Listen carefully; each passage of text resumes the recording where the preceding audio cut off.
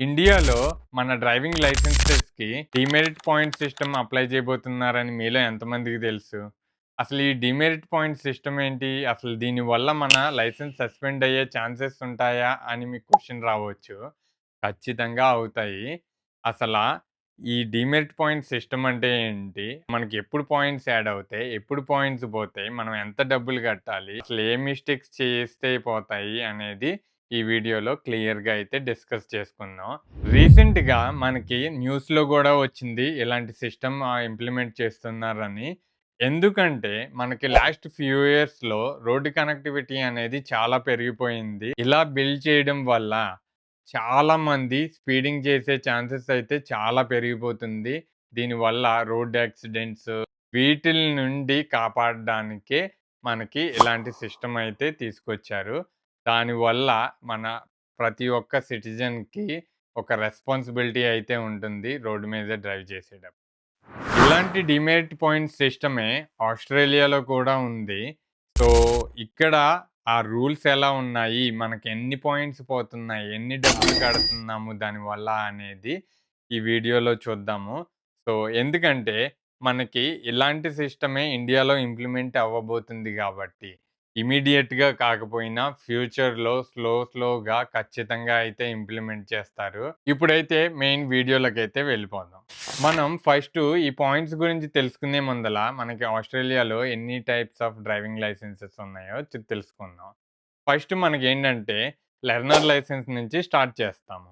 Next provisional licence. ఈ provisional లైసెన్స్‌లో మనకి red P and green P అని ఉంటాయి. ప్రతి ప్లేటు అంటే రెడ్ పీ ఉన్న వాళ్ళకి ఒక స్పీడు అండ్ గ్రీన్ పీ ఉన్న వాళ్ళకి ఒక స్పీడు. ఈవెన్ 100 జోన్‌లో ఉన్నా గానీ మనం ఎంత లిమిట్ ఉంటే మన లైసెన్స్‌కి అంత లిమిట్‌లోనే డ్రైవ్ చేయాలి. And next full licence. ఈ ఫుల్ లైసెన్స్ రావడానికి ఎల్ లైసెన్స్ నుంచి మనకి కనీసం 3 ఇయర్స్ టైం అయినా పడుతుంది. మనం ఈ లైసెన్స్ పాయింట్స్ చూసుకుంటే మనకి లెర్నర్ లైసెన్స్ ఉన్న వాళ్ళకి 3 పాయింట్స్ అండ్ ప్రొవిజనల్ లైసెన్స్ ఉన్న వాళ్ళకి 6 అండ్ ఫుల్ లైసెన్స్ ఉన్న వాళ్ళకి 12-13 పాయింట్స్ డిపెండ్స్ ఆన్ స్టేట్ అన్నమాట. ఇన్ని పాయింట్స్ ఒక లైసెన్స్‌కి అయితే ఉంటాయి. సో, నెక్స్ట్ మనం ఈ లైసెన్స్ యొక్క పాయింట్స్ ఎలా పోతాయి? మనం ఎంత ఫైన్ కడతాము? ఎన్ని విధాలుగా పోతాయి అనేది చూద్దాం. మనకి ఆస్ట్రేలియాలో చాలా స్ట్రిక్ట్ రూల్స్ అయితే ఉంటాయి. మనకి మేజర్‌గా కొన్ని ప్లేసెస్‌లోనే ఈ పాయింట్స్ పోవడం, డబ్బులు కట్టడం అనేది జరుగుతుంది. మనం ప్రతిదీ డీటెయిల్డ్‌గా కాకుండా అసలు మెయిన్ వాటిల మీద ఫోకస్ చేద్దాం. మనకి ఒకటి స్పీడింగ్ చేసినప్పుడు పోవచ్చు. లేదంటే సీట్ బెల్ట్ పెట్టుకోకపోతే పోవచ్చు. లేదంటే కార్ తోలేటప్పుడు ఫోన్ వాడుతుంటే పోవచ్చు. లేదంటే రోడ్ రూల్స్ పాటించకపోయినప్పుడు పోవచ్చు. సో, వీటిల్ని ఎలా ఐడెంటిఫై చేస్తారు అనేది డిస్కస్ చేసుకుందాం. First speeding. మనకి స్పీడింగ్ చెక్ చేయడానికి వెహికల్స్ అనేవి పెట్రోలింగ్ చేస్తా ఉంటాయి రోడ్డు మీద. మనకి వాళ్ళ కార్‌కి డిఫాల్ట్‌గా స్పీడ్ కెమెరా అనేది పెట్టే ఉంటుంది. వాళ్ళు ఐడెంటిఫై చేస్తే వాళ్ళు పట్టుకుంటారు. అలాగే డైరెక్ట్‌గా ఇంటికొచ్చేస్తది ఫైను.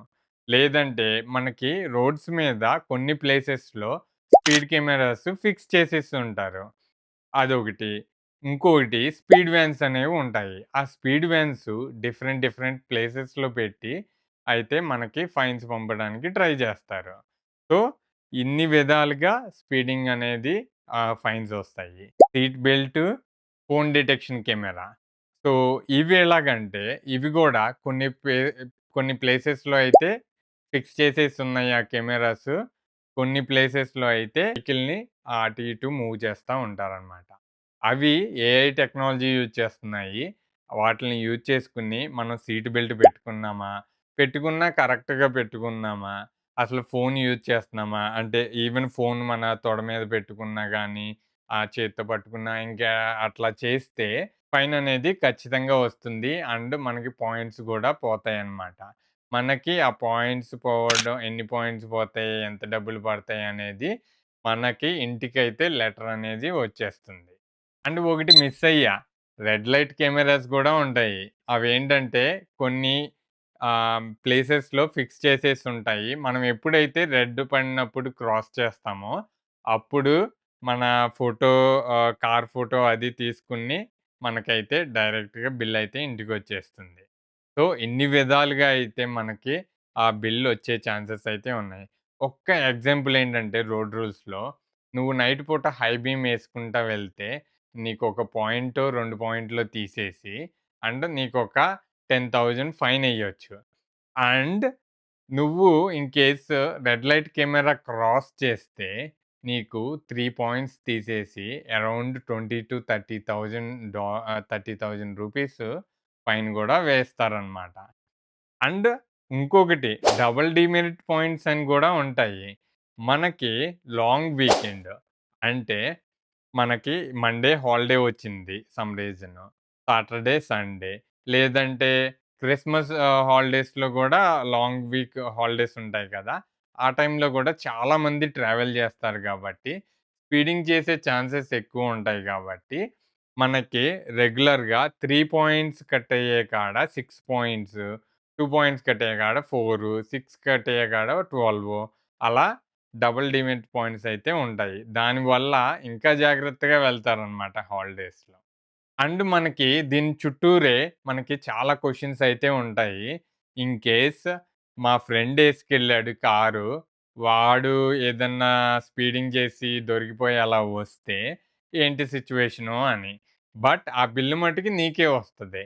అప్పుడు నువ్వేం జేయాలనంటే నేను డ్రైవ్ చేయలేదు.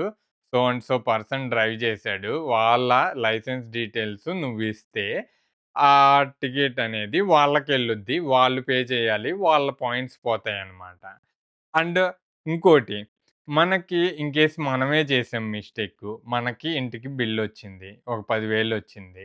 నువ్వు 10,000 అప్పుడు కట్టే ఛాన్సెస్ లేకపోతే అప్పుడు మనం ఈఎంఐ ఆప్షన్ గూడా పెట్టుకోవచ్చు. అంటే నెలకు 2,000 కడతాను, నెలకు 1000 కడతాను, నెలకు 5,000 కడతాను, లేదంటే ఒకేసారి డబ్బులు కట్టేస్తాను. ఇట్లా పెట్టుకొనైతే చేయొచ్చనమాట. అసలు మీకు ఇంకో క్వెషన్ ఉండొచ్చు.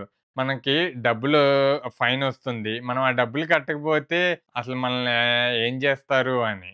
ఇక్కడైతే మనకి సెకండ్ నోటీస్ గూడా వస్తుందనమాట. ఆ సెకండ్ నోటీస్ వచ్చినప్పుడు వస్తుంది. అండ్ మనకి కొంచెం ఎక్స్‌ట్రా మనీ గూడా ఏసి ఇస్తారనమాట.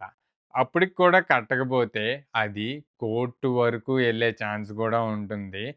దానివల్ల దాని సైడ్ ఇంపాక్ట్స్ ఎలా ఉంటాయంటే, మనకి పోలీస్ చెక్ చేపిచ్చినా, సెక్యూరిటీ క్లియరెన్స్ చేపిచ్చినా, లైక్ ఈవెన్ గవర్నమెంట్ జాబ్స్ చేస్తామని ఇలా సెక్యూరిటీ క్లియరెన్స్ చేపిచ్చినా ప్రతి దాంట్లో ఇలా చేశావు అనేది మటికి వస్తుంది. దానివల్ల కొన్ని కొన్ని ప్లేసెస్‌లో ఇంపాక్ట్ అయితే ఉంటుంది. ఆ ఇంపాక్ట్ మనకెందుకులే అనుకుంటే, ఆ స్పీడింగ్ చేయడం ఇలాంటివన్నీ ఆపేస్తారనమాట. సో, ఇది ఒక డెప్త్ సిస్టమ్ అనమాట. చాలా రూల్స్ ఉంటాయి. సో, మనమైతే చాలా జాగ్రత్తగా ఉండాలి ఇలా వచ్చాక. అండ్ ఒక రెస్పాన్సిబిలిటీతో డ్రైవ్ చేయాలి రోడ్డు మీద వెళ్ళేటప్పుడు.